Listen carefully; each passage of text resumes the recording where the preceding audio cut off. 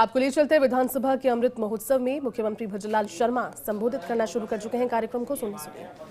राजस्थान विधानसभा के अमृत महोत्सव के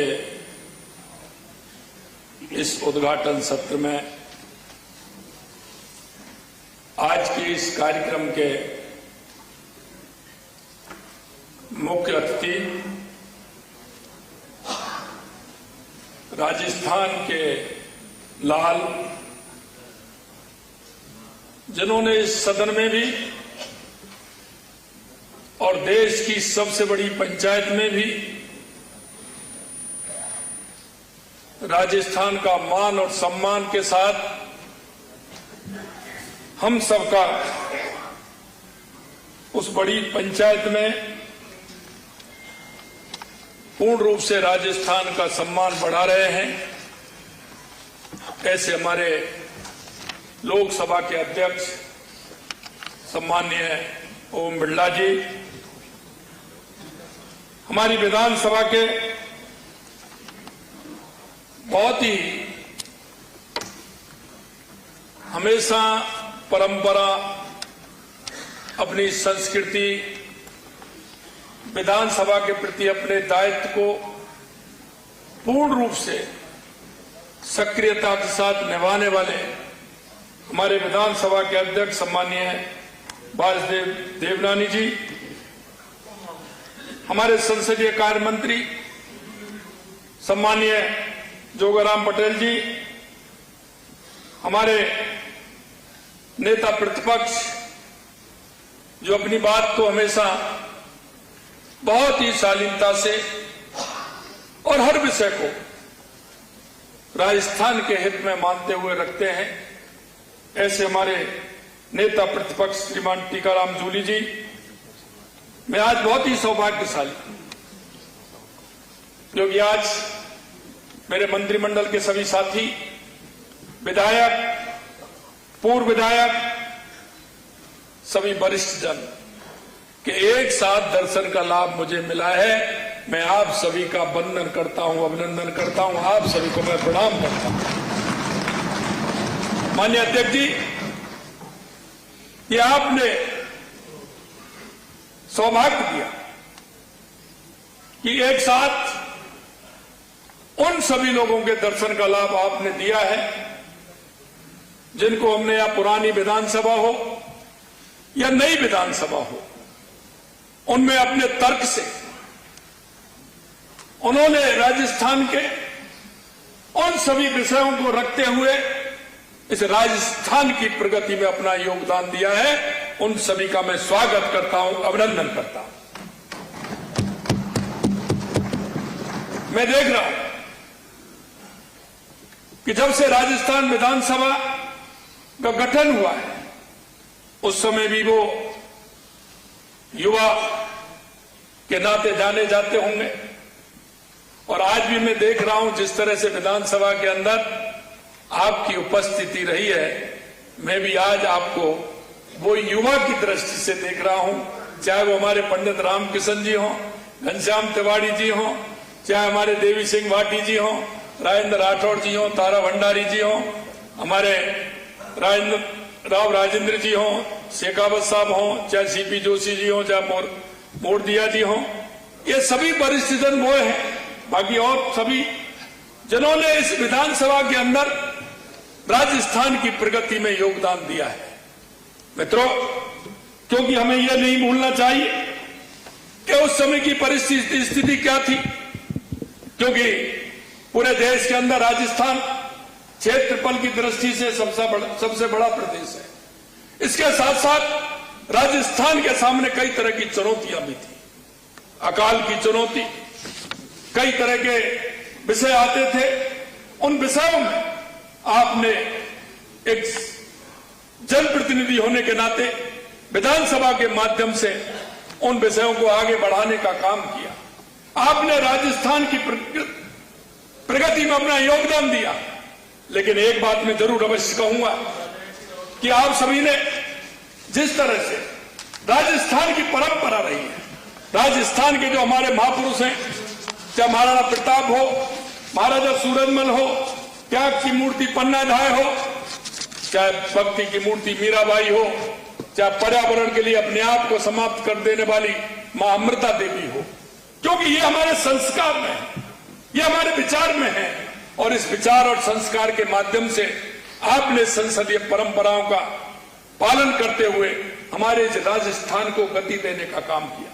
मैं ये भी आपसे कहना चाहता हूं कि जिस तरह से हमारे 75 वर्ष पूर्ण हुए हैं, इसमें कई तरह के मोड़ भी आए हैं। हमने वो भी देखा है कि जब राजस्थान अकाल के लगातार चपेट में आता था, उस समय कई तरह की योजनाएं भी बनी। हमने वो समय भी देखा है तो अंत्योदय की योजना के माध्यम से गांव गरीब का साथ सरकारों ने दिया है। हमने वो समय भी देखा है कि गांव की सड़क, बिजली, पानी की व्यवस्थाएं राजस्थान के अंदर दूरी होने के कारण आपके उन जनप्रतिनिधि के नाते विधानसभा में रखे हुए विषयों के कारण बजट आवंटित हुए और हम राजस्थान को हमने आगे बढ़ाया। मैं आपसे ये भी कहूंगा कि जिस तरह से सार्वजनिक जीवन में व्यक्ति का जो महत्व होता है, मित्रों, आज आप भी संख्या देखेंगे। जिस दिन 1952 में से पहला चुनाव हुआ आज तक, तो वो संख्या कोई इतनी बड़ी नहीं है। वो संख्या उन जनप्रतिनिधियों की इतनी है कि उनके जीवन में उन्होंने सभी लोगों ने राजस्थान के लिए काम किया है। परिस्थिति अलग अलग होती है, उस समय की परिस्थिति और आज की परिस्थिति दोनों की भिन्नता है, लेकिन आपने जो मेहनत की है और विचार को जो आगे बढ़ाया है और राजस्थान को जो सम्मान दिलाने का काम किया है, आप सही कह रहे हैं। राजस्थान के लोगों ने, चाहे वो उपराष्ट्रपति के रूप में हो, चाहे गवर्नर के रूप में हो, चाहे विभिन्न और कार्यों के रूप में हो, उन्होंने राजस्थान की पहचान को बनाए रखा है।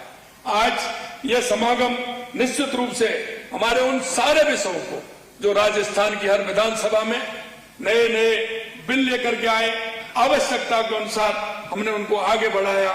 मैं आप सभी को उसके लिए भी मैं धन्यवाद देना चाहता हूं। अनेक ऐतिहासिक निर्णय भी लिए, पक्ष विपक्ष के 20 साल तक विमर्श की और परंपरा भी मजबूत हुई है। हम देख सकते हैं कि आज का यह अवसर विधानसभा के इतिहास में एक महत्वपूर्ण पड़ाव है।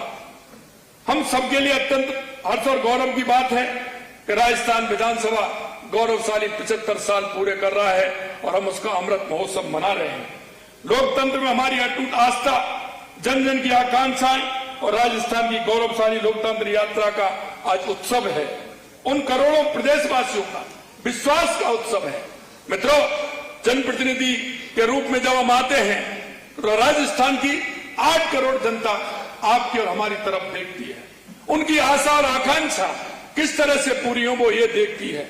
मैं ये भी कहना चाहता हूं कि जनता का भाव आपके प्रति जो समर्पण भाव का है, आपके प्रति जो उनकी इच्छा है, आपके प्रति जो अपेक्षा है, उन इच्छा और अपेक्षाओं पर हम कैसे खरा उतर सकते हैं। मैं ये भी कहना चाहता हूं, माननीय प्रतिपक्ष के नेताजी ने एक बात कही, वास्तविकता है। हमको उन दिनों को भी बढ़ाना चाहिए, हमें हमारी बैठकों को भी बढ़ाना चाहिए, या गहनता से चर्चा भी होना चाहिए। लेकिन हम देखते हैं कि सदन का समय, क्योंकि राजस्थान की जनता भी देखती है हमें किस लिए चुना गया, विधायी कार्यों में हम कितना समय हम लगा रहे हैं, हमें और ज्यादा लगाना चाहिए, क्योंकि जनता की इच्छा और अपेक्षा के हिसाब से अगर हम काम करेंगे तो निश्चित रूप से हम राजस्थान को और प्रगति के लेकर के आगे बढ़ सकते हैं। मैं आपसे यह भी कहूंगा, प्रदेश की दिशा और दशा तय करने के लिए, बदलने के लिए हमारी भूमिका हमें तय करनी होगी। हमें एक जनप्रतिनिधि के नाते हमारे दायित्वों को हमें 24 घंटे ध्यान में लाना होगा कि आखिर हम किसके लिए हैं। हमें जनता ने चुना है तो उसका हम जनता को सीधा सीधा फायदा कैसे मिले, हमें इसे भी देखना है। मैं कह सकता हूं 1952 में जब राजस्थान विधानसभा के 160 सदस्यों से अपनी यात्रा प्रारंभ की थी तो उनके मन में कई तरह के विचार होंगे। उनके मन में उस समय देखिए जब पहली बार 1952 में चुने गए जनप्रतिनिधि, उनके मन में किस तरह की चुनौतियां होंगी और उन चुनौतियों को उन्होंने स्वीकार करते हुए उन्होंने आगे बढ़ाने का काम किया। आज भी हम कहना चाहते हैं चुनौतियों में परिवर्तन हो सकता है, लेकिन चुनौती हमेशा रहती है। हमें काम की अपेक्षा हमेशा रहती है। हमें आगे कैसे करना चाहिए, इसको पक्ष और विपक्ष दोनों को बैठ करके इसमें बात करनी चाहिए। कई विषय ऐसे आते हैं जिसमें हमारे मतभेद हो सकते हैं, लेकिन जनता के हित में हमें एक साथ रह करके उन विषयों को ध्यान देते हुए आगे बढ़ाना चाहिए। हमें कई विषय को इस तरह से भी देखना चाहिए कि संवैधानिक परंपरा, सुशासन, जन कल्याण, सामाजिक परिवर्तन, विकास की गति, ये प्रमुख हैं। हमें समय समय पर जो भी हमारे सामने विचार आते हैं, उन विचारों को स्पष्टता के साथ हमें पूरा करना चाहिए। सवाई मानसिंह टाउन हॉल से प्रारंभ हुई यात्रा आज आधुनिक विधानसभा तक पहुंची है, लेकिन एक बात नहीं बदली, जन सेवा का संकल्प वो जब था तो आज भी है। लोकतंत्र के प्रति हमारी प्रतिबद्धता आज भी है। पिछले दशकों में सरकारें बदली, विचारधाराएं बदली, प्राथमिकताएं बदली, लेकिन राजस्थान की उन्नति, लोकतंत्र की मजबूती, जनहित को सर्वोपरि रखने का संकल्प कभी नहीं बदला और वो संकल्प आज भी है और आगे भी रहेंगे। इसलिए मैं एक और कहना चाहता हूं आपसे मित्रों, कोई ना कोई आने वाली पीढ़ी सीखती है। आज इस सदन के अंदर ऐसे भी लोग होंगे जिनसे हमें सीखा है, वो भी मौजूद होंगे। आगे उनसे सीखने वाली पीढ़ी है, वो भी आएगी। हम हमारे तर्क से, हमारे विचार से, हमारे स्वभाव से, हमारे व्यवहार से राजस्थान की प्रगति के लिए हमें कोई ऐसे विषय छोड़ने चाहिए जो आने वाली पीढ़ी उनको हमेशा याद करे।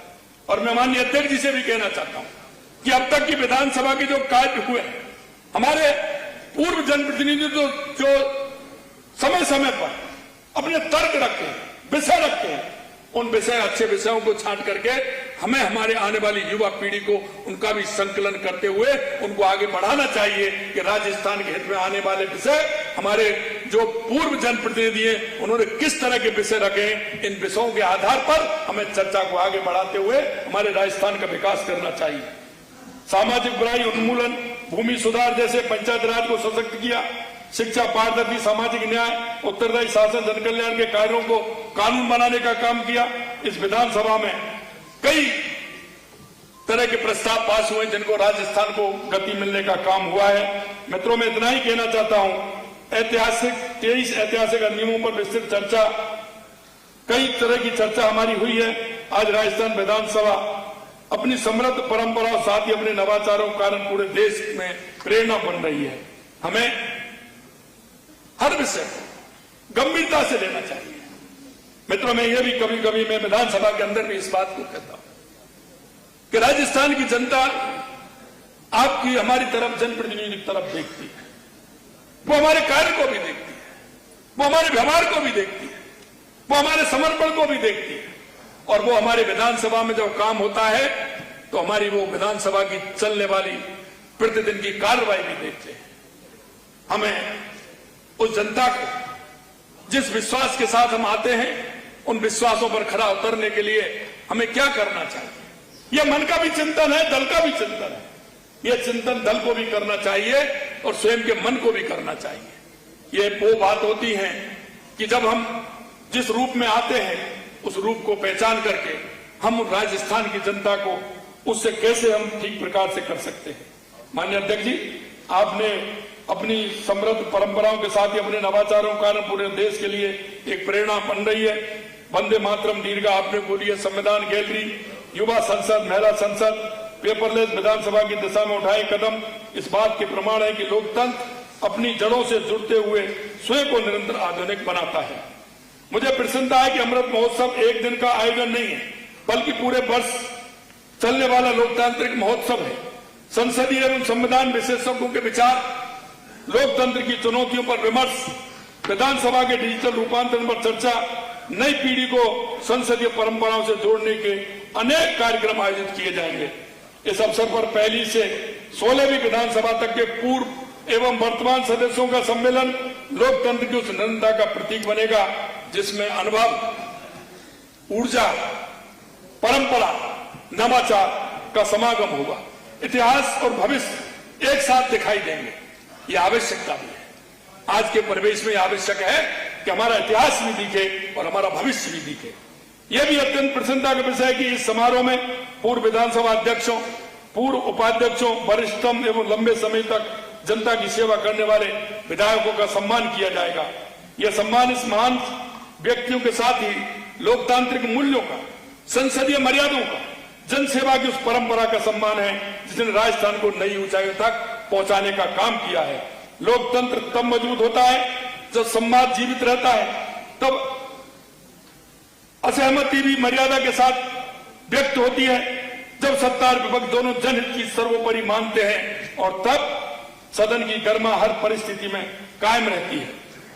आज आप देख रहे हैं, मैं कहना चाहता हूं कि हमारा ध्येय एक ही होता है, सबका साथ, सबका विकास, सबका विश्वास, सबका प्रयास। ये आपको कहने में लगे, लेकिन हर व्यक्ति की भाव है और ये भाव निकल करके आना चाहिए। आप देख रहे हैं देश के यशस्वी प्रधानमंत्री नरेंद्र मोदी जी के नेतृत्व में विकसित भारत की हम जो विचार है, संकल्प है, वो अमृत काल की यात्रा का अग्रसर है। हम विकसित राजस्थान को लेकर के चल रहे हैं। हम विकसित राजस्थान 2047 हमारे राजस्थान के अंदर किस तरह से क्या होना चाहिए, उसकी चर्चा हो। चर्चा के बाद उसमें से अमृत निकले, और यही अमृत निकलेगा तो ये अमृत महोत्सव हमारे लिए, सबके लिए, राजस्थान के लिए सौहार्दपूर्ण तरीके से विकसित राजस्थान के लिए हमें बहुत बड़ा सहयोगी बनेगा। इस लक्ष्य की प्राप्ति हमारी विधानसभा की भूमिका और अधिक महत्वपूर्ण हो जाती है। मजबूत लोकतंत्र संस्थाएं, प्रभावी विधायी विमर्श, जवाबदेही शासन और जनहित सर्वोपरि रखने की संस्कृति विकसित राजस्थान की सबसे मजबूत नींव बनेगी। मेरा विश्वास है कि राजस्थान विधानसभा ये अमृत महोत्सव केवल अतीत का उत्सव नहीं है, ये भविष्य का पथ प्रदर्शक बनेगा। ये लोकतंत्र में जन विश्वास और मजबूत करेगा। ये हमारी विधायी परंपरा को नई पीढ़ी तक पहुंचाएगा। लोकतंत्र की सबसे बड़ी शक्ति जनता का विश्वास होता है, और वो विश्वास हम सब जनप्रतिनिधियों को हासिल करना है। राजस्थान विधानसभा के 75 वर्ष पूर्ण होने पर सभी पूर्व वर्तमान जनप्रतिनिधियों का, विधानसभा परिवार तथा समस्त प्रदेशवासियों की तरफ से आप सभी का हार्दिक स्वागत, हार्दिक अभिनंदन। और माननीय मंच पर हमारे लोकसभा के अध्यक्ष ओम बिरला जी, माननीय हमारे विधानसभा के अध्यक्ष जी, हमारे नेता प्रतिपक्ष, संसदीय मंत्री, और आप सभी का पुनः में बहुत बहुत अभिनंदन करता हूं, वंदन करता हूं। आप सभी को बहुत बहुत धन्यवाद। जय हिंद, जय भारत, जय राजस्थान। बहुत बहुत धन्यवाद माननीय मुख्यमंत्री महोदय।